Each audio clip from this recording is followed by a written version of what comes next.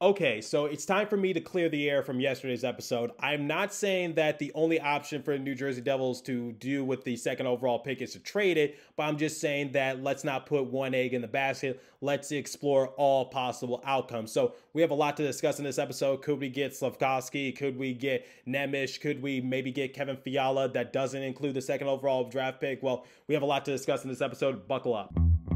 You're Locked On Devils, your daily podcast on the New Jersey Devils. Part of the Locked On Podcast Network, your team every day. Hi, this is Bryce Salvador, and you're Locked On Devils with Trey Matthews. Elliott scores! Oh, Stevens stepped up, nailed it. Brodor's got the puck. What a shot. The Devils win the Stanley Cup.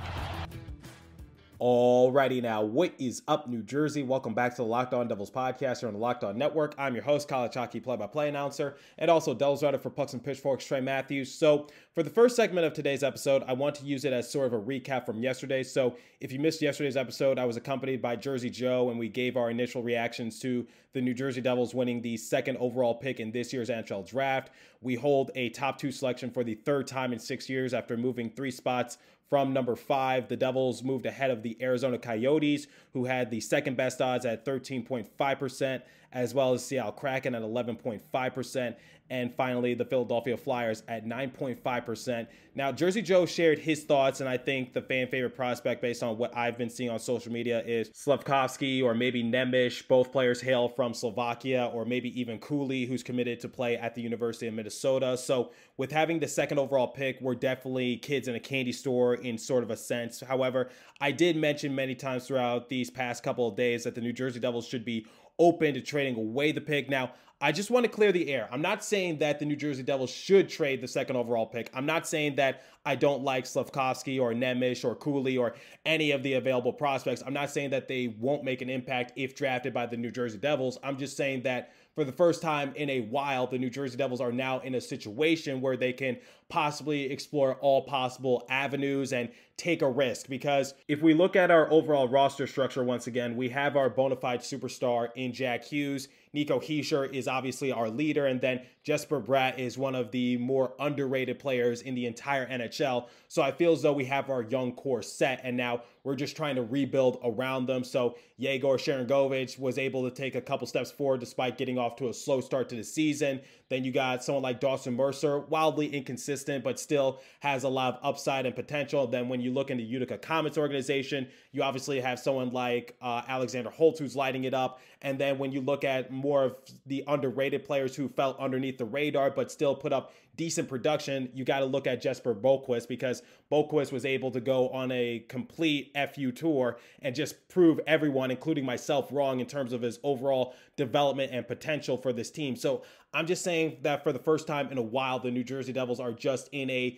decent situation to just try to take a risk and maybe try to better their roster come next year. Because I don't know about you guys, but I'm tired of missing the playoffs, because the last time we made the playoffs was back in 2018, and we got, like I said many times on this show before, we got gentlemen swept by the Tampa Bay Lightning because we lost in 5 games. And the last time we made a deep playoff run was back in 2012 when we lost to the LA Kings in the Stanley Cup Finals. So I'm just saying that the Devils are in a decent situation to just take that overall risk and possibly just see what could help benefit their team in the future. So I'm not saying trade away the pick. I'm not saying that should be the first option. I'm not saying that I don't want Slafkovsky. I'm not saying that I don't want Nemish. I'm not saying any of that. So please do not make that assumption. I'm just saying that, let's just look at the possible outcomes and scenarios that could come to our team, because the Devils have an opportunity to try to pounce on some of their opponents. Because if you look at someone like the Toronto Maple Leafs, yes, they have a lot of good players on their roster, but what comes with having a lot of good players is that you're going to have to pay them a lot of money. So you look at someone like Jack Campbell, who's one of the more underpaid players in the entire NHL.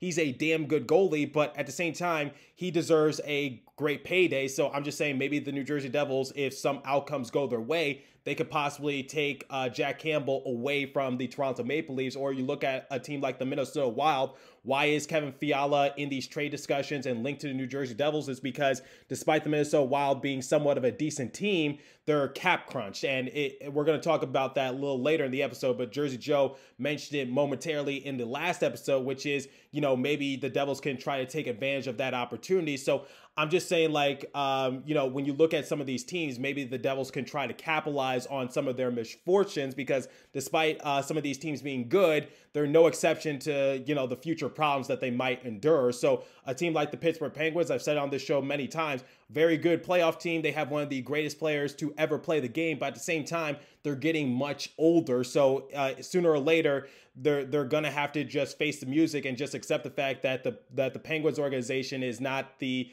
organization that it once was, and they're doing this slow death march. So they're going to have to try to just unload sooner rather than later. But right now, they're about to beat the New York Rangers, barring anything catastrophic happening. So we'll see what happens. But I'm just saying, guys, like, look at those possible avenues. Look at those potential teams that you can possibly pounce on. And the Devils have the second overall pick in this year's draft, which makes things a lot more intriguing. Now, there is a risk to it because what if someone like Slafkovsky, who is projected to go number 2, what if he becomes a star and we trade him away and the person we get in return doesn't really pan out for us? Then Tom Fitzgerald is going to look like a complete idiot, and the New Jersey Devils are going to be made fun of for years to come for being that stupid with their draft pick. But I'm just saying, like, when it comes to doing big decisions like that, there's always a risk to it. But at the same time, I just listed 3 playoff teams that the New Jersey Devils could possibly take advantage of. And last offseason, I talked about the Calgary Flames, another playoff team, because apparently there were rumors that Matthew Tkachuk wasn't too happy in Calgary and maybe he was looking for a way out. And I also addressed the cap situation for the Calgary Flames, which is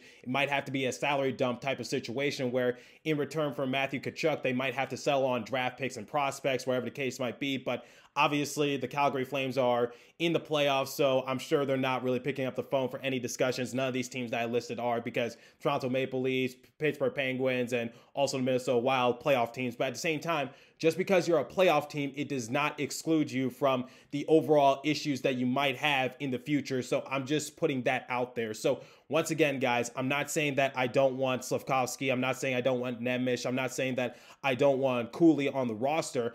I'm just saying, like, we don't need to put one egg in the basket. We can look at all sorts of circumstances that could go in the way of the New Jersey Devils. So I really want you guys to just think of it from that sort of perspective. And when I say on Twitter, when I say on these episodes that we don't need Shane Wright, I'm not saying that I don't want Shane Wright on the roster. I'm just saying, like, it's not the only option to improve our team if we were able to get the first overall pick, but obviously we didn't, so we don't have to worry about Shane Wright. But it goes back to Slafkovsky and it goes back to Nemish, which is we don't need to focus on these couple of players on trying to better our roster for years to come. There's other circumstances that the New Jersey Devils could explore. So think of it from that sort of perspective, and we'll talk more about Tom Fitzgerald. We'll talk more about Kevin Fiala momentarily, but first, I want to give you guys the first live read this morning, and it comes from our friends at Rock Auto. So with the ever-increasing numbers of makes and models, it's now impossible for your local chain auto parts store to stock all the parts you need. Why endure often pointless or seemingly intimidating questioning and wait while the person behind the counter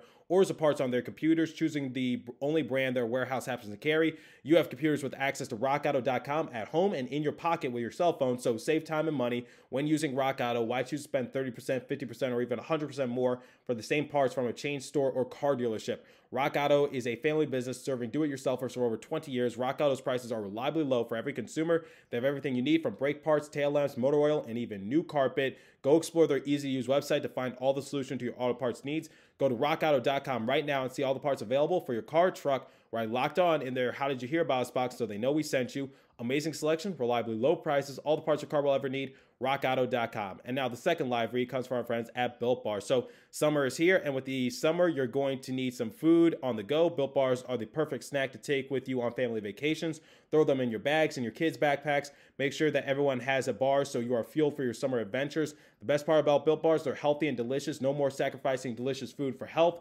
With Built Bar, you can have both, and it's easy. All you have to do is go to Built.com and order now. All Built Bars and Puffs are covered in 100% real chocolate. That means with Built Bar, you can eat healthy and actually enjoy doing it. Have you ever tried the Puffs? Well, I'm going to get you hip to them. They are delicious, and they come in some delicious, crazy flavors like banana cream pie and also churro. So who doesn't like a good churro? And they're only 140 calories, so I'm going to sign you up, and I'm going to sign myself up as well. And if that's not enough flavor for you, then you might want to try a mix box, where the mix boxes come with 12 flavors of bars and puffs. Built Bars make sure that there is something for everyone. You know what my favorite flavor is? Well, I love churros, so most Built Bars contain 130 calories, 4 grams of sugar, 4 net carbs, 17 grams of protein. Compare that to a candy bar, and the difference is night and day. So go to Built.com and get all your favorite flavors: banana cream pie, raspberry, double chocolate, and so many more. They are all delicious, and new flavors are coming out all the time. Check them out at Built.com. The offer is go to Built.com, use promo code LOCKED15, and you'll get 15% off your order. Again, use promo code LOCKED15 for 15% off at Built.com. Okay, so let's talk more about Tom Fitzgerald, so that way I can give myself more validation as to what I'm saying, because according to Mike Morial, he recently released an article for NHL.com and talked about Tom Fitzgerald's mindset when it comes to possibly trading away the pick. Fitzgerald stated, "We want to enjoy this moment for our franchise, our fan base. My job is to improve the club as best as I can using the assets that the league has given us. So we're just trying to enjoy this right now." And Morial also stated that Fitzgerald wouldn't divulge if he choose the best player available to use the number 2 pick to upgrade a particular area. Fitzgerald said, "From what I'm hearing from our scouts, there's a lot of similar upside projection with the different positions. You want to take the player with the highest upside that could be an all-star, potential Hall of Famer. If it's a defenseman, great. If it's a center, great. If it's a winger, great." So what does all of this mean? Well, Tom Fitzgerald is basically saying what I've been saying the last couple days, which is the Devils are going to explore all possible circumstances and outcomes when it comes to having the second overall pick. So for right now, they're enjoying the moment of winning the second overall pick, but it doesn't mean that it's going to stick with them. So once again, guys, I'm not trying to advocate for trading away the second overall pick, but here's what I am advocating, and I agree with Tom Fitzgerald in this case, which is just look at all, sorts of outcomes, circumstances, wherever the case might be. Don't be afraid to test the waters, because the New Jersey Devils have a pretty set roster when it comes to just trying to build for the future. We have a lot of players to look forward to, whether it's overseas and college, in Utica, right now at the NHL level with our young big three. I know we have to work on goaltending, but overall, I feel as though the New Jersey Devils are definitely going places. I feel like we're in the right opportunity to just try to take this risk and strike while the iron is hot, because the New Jersey Devils would have finished in a much better position if it wasn't for COVID and if it wasn't for injuries. I know that's sort of like a small statement, especially since a lot of teams have dealt with the same circumstances, but I'm just saying, like, the New Jersey Devils would definitely be a dark horse team if Dougie Hamilton had not gotten hurt, if Jack Hughes had not gotten hurt, or if Jesper Bratt didn't have to deal with COVID at the wrong possible time when the New Jersey Devils were hitting a little bit of a slump in mid-January. So the New Jersey Devils just couldn't catch a break, and towards the end of the season where we were missing most of our players, we were missing like Siegenthaler, we were missing Wood, we were missing Hughes. But anyway, enough reminiscing over this past season. We obviously knew what happened, but let's talk about the future, because Kevin Fiala has come into light of trade discussions involving the New Jersey Devils. So according to Jeff Merrick, he said the New Jersey Devils really do like Kevin Fiala. I'm sure they could see him playing with fellow countryman Nico Hischier as well. The Minnesota Wild will be going through a cap crunch next season. So once again, I said this early on in the episode, and also Jersey Joe mentioned it on the last episode. He said that the New Jersey Devils are kind of in a situation where they can possibly get Kevin Fiala due to the cap crunch of the Minnesota Wild. So according to the article, the cap crunch for the Minnesota Wild is due in large part of buying out both Zach Parise and Ryan Suter. The Minnesota will have $12.7 million in dead cap space in the 2022-2023 season, and $14.7 million into 2023, 2024, and 2024 and 2025 season. Because of this, the Wild are wide open to an offer sheet for Fiala that they simply cannot match. So here's the thing. Should the New Jersey Devils pursue Kevin Fiala? Because the asking price for him is going to be somewhat decent. Let's just not beat around the bush right here, because Kevin Fiala has actually put up pretty decent numbers with the Minnesota Wild, and obviously my colleague Seth of Locked On Wild, he is big on trying to keep Kevin Fiala in Minnesota, but unfortunately, like I just said, the cap crunch and the overall money situation for the Minnesota Wild might not play into that overall favor. So this past season for the Minnesota Wild, he appeared in all 82 games. He had 33 goals, 52 assists for a grand total of 85 points, and he had a plus minus of plus 23. So he would be a huge addition to our top six if Tom Fitzgerald is able to get Kevin Fiala. So the overall question is, do I want Kevin Fiala on this roster? The answer to that is absolutely, and it's a resounding yes. However, is he worth trading the second overall pick? And I'm just going to break it to you guys right here and right now. I'm not going to drag you on. I'm going to say no, he is not worth the second overall pick in this year's NHL draft. I feel like that's a little bit too big of a risk to pursue someone like Kevin Fiala, just because, let's face it, I said it early on in the episode, the New Jersey Devils were able to beat the Seattle Kraken, they were able to beat the Philadelphia Flyers, and more importantly, they were able to beat the Arizona Coyotes to getting the second overall pick, because the New Jersey Devils were projected to get the fifth overall pick, and Jersey Joe said it in the last episode that the higher the draft pick, the less likely the New Jersey Devils would be willing to trade away their draft pick in this year's NHL draft. So my overall mindset is that if it wasn't the second overall pick, if it was at number 5, then maybe that's negotiable. But since it is the second overall pick and the New Jersey Devils are projected to either get Slavkovsky or maybe Nemish or Cooley, whatever the situation is, then I feel as though Tom Fitzgerald won't be too trigger happy when it comes to making a trade. He's open to it, but just because he's open to it, it doesn't mean that, like I just mentioned, he's going to be trigger happy about it. I think he's going to take his time, sit down, and fully assess what could happen to the New Jersey Devils, because right now Fiala is signed to a 1-year, $5.1 million contract, and he will be a restricted free agent once the offseason begins for the Minnesota Wild. So that's something we also need to factor in, because there's no guarantee that Fiala is going to be around long term. So it's just like,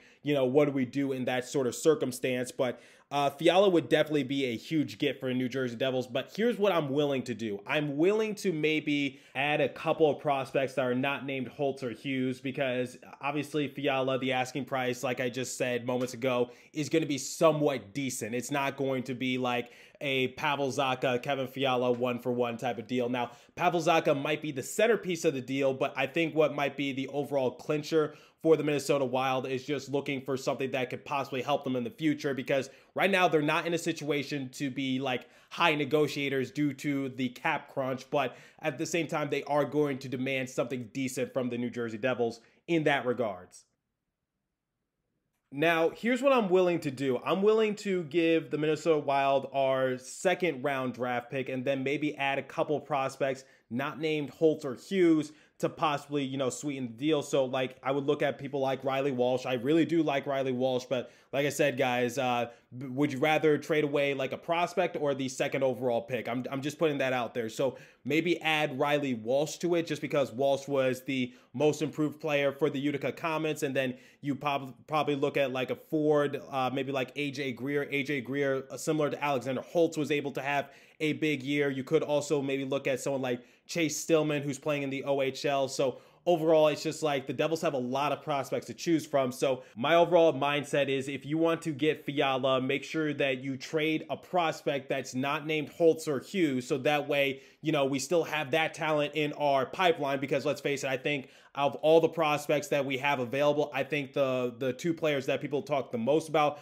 are Alexander Holtz and also Luke Hughes. And then obviously, you got someone like AJ Greer, because AJ Greer, despite having a big season like Alexander Holtz, he doesn't get as much love. But at the same time, it's just like, this is Kevin Fiala we're talking about. This could be a huge help for us, and I am willing to hold on to the second overall pick. And then the centerpiece, the NHL player, would have to be Pavel Zacha, because Pavel Zacha, let's face it, he's on borrowed time. I don't know how much longer he has in a Devils uniform, but that's sort of the starting base I have right now. It's not my overall final deal, but it's somewhere we could start. So if I'm Tom Fitzgerald, if I'm calling up the Minnesota Wild organization, I'm saying, like, look, I have the second round draft pick. I have a few prospects that you could choose from. So take your pick, because you got someone like AJ Greer, who was voted team MVP for the Utica Comets. And you got someone like Riley Walsh, most improved player. Then you got someone like Robbie Russo, who was voted the best defenseman for the Utica Comets. So you obviously could also use that as a selling point. And then Pavel Zacha would be the centerpiece deal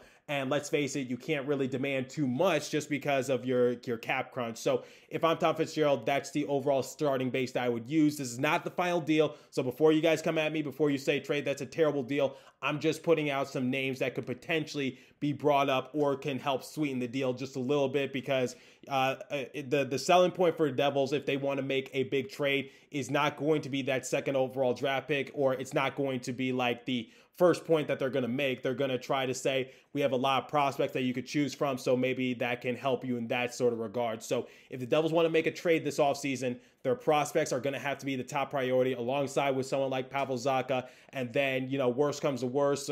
And like I said, explore all possible circumstances. Look at that second overall pick and see if that could be a selling point. But in terms of Kevin Fiala, he is not worth the second overall pick, but he is someone who I would love to have on this team, because he would be a huge help for our top six. And what's the one thing I've been talking about throughout the entirety of the season? Fiala would give us more options, because I felt as though we were too top heavy with Jack Hughes and Jesper Bratt, because when Bratt and Hughes were playing on the same line, yes, they did fairly well. They were able to either get a point and assist on one another's goals, but at the same time, it was just like after that, we didn't really have too many options to choose from. We entrusted Dawson Mercer to try to run the third line, but that didn't really work out too well. We moved Mercer to a winger position alongside with Jack Hughes running the center, and Mercer was able to improve. Sharon Govich was able to improve. So once we separated Jesper Bratt and Jack Hughes, we were able to see more success from an offensive standpoint, and that's the key thing that I want you guys to learn from in terms of just trying to make these deals, which is I felt as though throughout the entirety of this offseason, we were just too top heavy. So if we're able to find some more production aside from Jesper Bratt and also Jack Hughes and also Nico Hischier, because I want to give him some love and support too, then I feel as though it can really do us wonders going forward, because Nico Hischier, once he was paired alongside with Jesper Bratt, he was able to, take his game to another level, because I don't think it was fair for Nico Hischier to have, mediocre players on his line, because he's unable to just pad his points totals up a little bit more, because Jack Hughes makes the players around him better. Jesper Bratt makes the players around him better. But unfortunately, Nico Hischier, he was just in a situation where he didn't really have too many options or tools to work with. But once he got Jesper Bratt on his line, he was able to take his game to another level once again. So here's the thing, guys. I feel as though Kevin Fiala is a realistic get for the New Jersey Devils, but it's definitely going to take some trade talk and discussion. He is relatively young, so he would fit in right in with our young core, because he's 25 years of age, and I feel as though he would be a great addition to our top six, and I would really love to have someone of his caliber to join our organization. So once again, I don't think he's worth the second overall pick, but he's definitely worth some negotiating,